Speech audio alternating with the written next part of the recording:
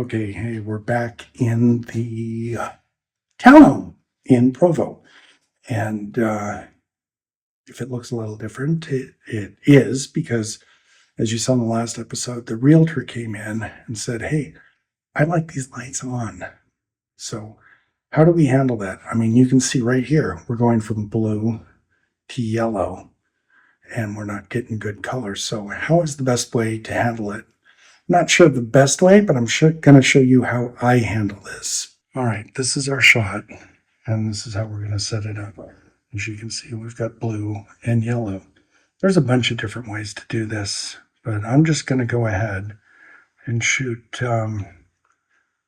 it 3 shots like this. Let's put it on timed exposure. There we go.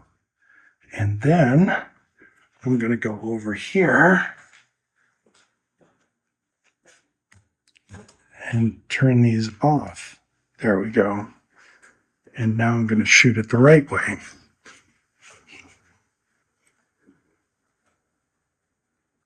Still have a little dark there, but that's okay. All right, so shoot it. There we go. Then let's bring it down a little bit, get that. I do think I have, I don't have this flash going off. Why is that? Because it's in standby mode. There we go. Yeah, it's been 20 minutes since the last shot because I had to talk to the realtor. So let's test our flash. I think we've got it. Let's shoot. And let's take a look at that. I think I could use a little bit more light in there. Thought I had a light there. I do. It's probably turned off too. Because these do power down after a little bit. Yep. There we go. All right, let's try that again. So just so you know, I've got a flash there, and a flash there. And what do we get? Okay, D is a little bit too strong back in there, so we'll take D down a little bit. It is a small room, so it's gonna pop more, little teeny bit. There we go. Let's try that. There, that looks nice and even to me. That looks really good. All right, that's it. Another thing to think about when you're shooting lights on and lights off is, are the lights even in the shot? Do you even need to put them in the shot?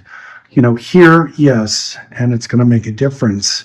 But over here, you know, that I could just probably just cut a square and put white in it, and it's going to look just as good. So I'm not going to reshoot this for him. And the same with that. I don't think that that's something I need to worry about. And any other lights in this scene are not worth even trying to put in. So give yourself a break.